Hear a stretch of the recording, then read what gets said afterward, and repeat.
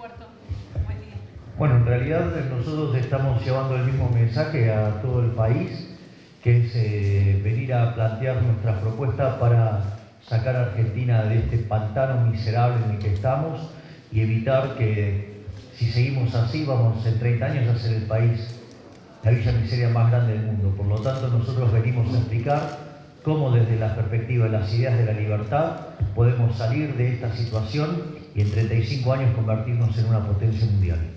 ¿Y no se baja la inflación, Milei, que es un problema que preocupa a la gente, no?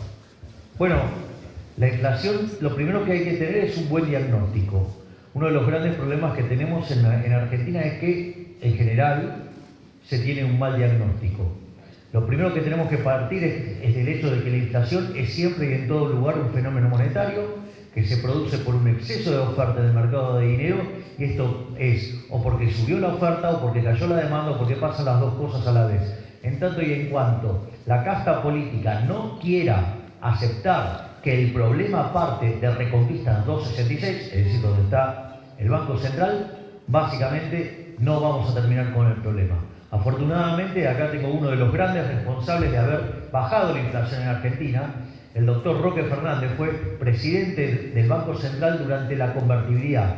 Es decir, el único momento de la historia argentina de que tenemos Banco Central que no hubo inflación. ¿Por qué? Porque en ese contexto el dinero era endógeno, es decir, había tipo de cambio fijo, y cuando usted tiene tipo de cambio fijo, emite contrademanda de dinero. Por lo tanto, no hay exceso de oferta de dinero y por ende no hay inflación. Y fue el único periodo de la historia argentina, desde que tiene Banco Central, que no tuvimos inflación y que no necesitamos controles de precios.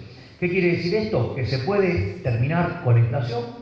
La evidencia empírica avala nuestra visión y además, si queremos un caso concreto, en Argentina lo hemos tenido. Y aparte, digamos, tengo al lado uno de esos grandes responsables de haber abatido con la inflación.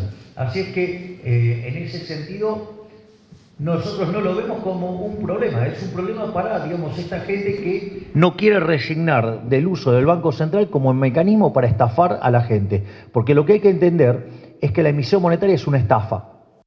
Es decir, el señoriaje es una estafa. O sea, señoriaje es la emisión de dinero para financiar el déficit fiscal. Eso es una estafa.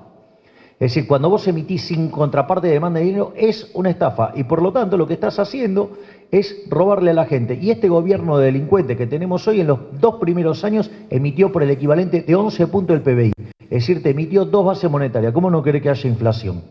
Milei se va a juntar con la sociedad rural en minutos. ¿Qué espera del contacto con ellos? Y obviamente que puede llegar a teniendo en cuenta la plataforma que prepara. A ver, yo es un sector con el cual tengo mucha afinidad.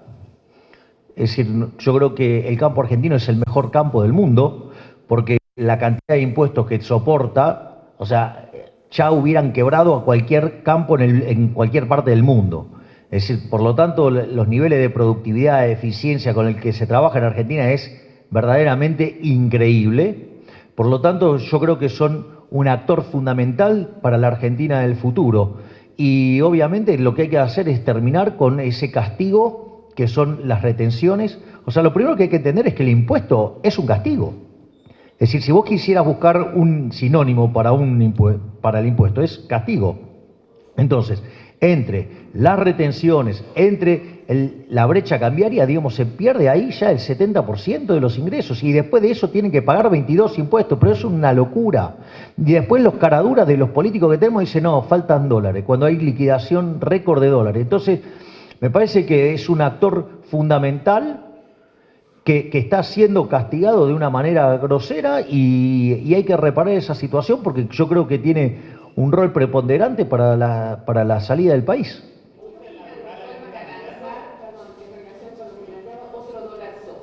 Me parece un disparate.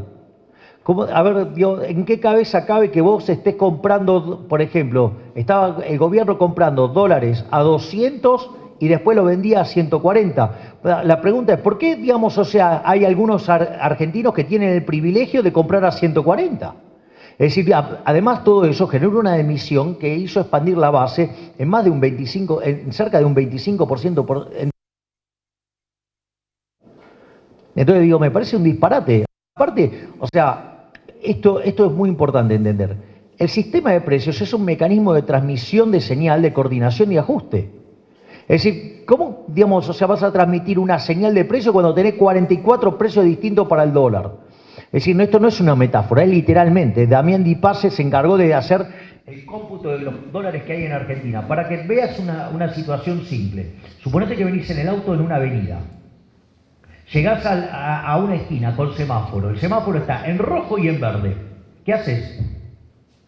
Si frenás, te lleva puesto el que viene atrás. Si pasás, te pegás la torta con el que viene de costado. Imagínate 44 señales para un solo precio. ¿Cómo crees que va a coordinar la economía? Para el traste. Es decir, y además se vuelve una cosa absolutamente discrecional que le asignan, con lo cual el mecanismo por el cual se terminan asignando los dólares es absolutamente discrecional. Es decir, lo decide una persona, para vos hay dólares, para vos no, digo, ¿según qué?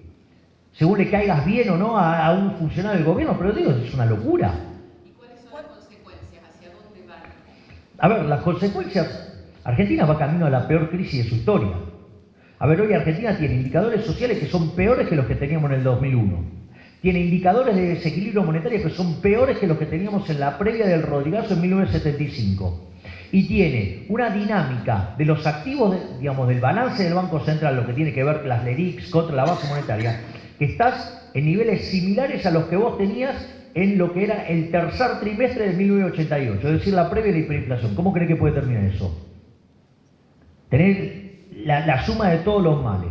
Pero no solo eso, sino que además, cuando vos tenés un precio regulado, digamos, y estás rompiendo ese mecanismo de transmisión de señal, coordinación y ajuste, vos tenés ahí un exceso de demanda.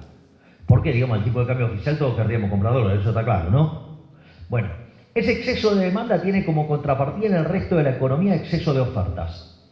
Entonces, en el mercado de bonos, ¿qué significa? Que el precio de los bonos se te hace torta, es decir, quiere decir que la tasa de interés está por las nubes, o sea, tenés un riesgo país estratosférico. Esa alta tasa de interés te descoordina el mercado de bienes, te perjudica el nivel de actividad. Fíjate que el nivel de actividad, después del rebote, se viene desacelerando fuerte. Cuando empezás a mirar los datos desestacionalizados, empezás a ver que Argentina tiene 80% de probabilidad de entrar en una recesión ya. Entonces, ¿y cuál es el punto? El punto es que el ahorro se te fuga, la inversión se te derrumba. Al derrumbarse la inversión no tenés demanda de trabajo, se te genera un exceso de oferta del mercado de trabajo. Además no acumulás capital, no generás productividad, por lo tanto tenés salarios miserables. Por lo tanto tenés que los salarios reales van cayendo y tenés cada vez más pobres y más indigentes. Y eso genera más demanda de gasto público en términos de gasto social y con lo cual generás más déficit fiscal y más emisión monetaria. ¿Y cómo lo arregla este gobierno? Con más controles. O sea, en algún momento...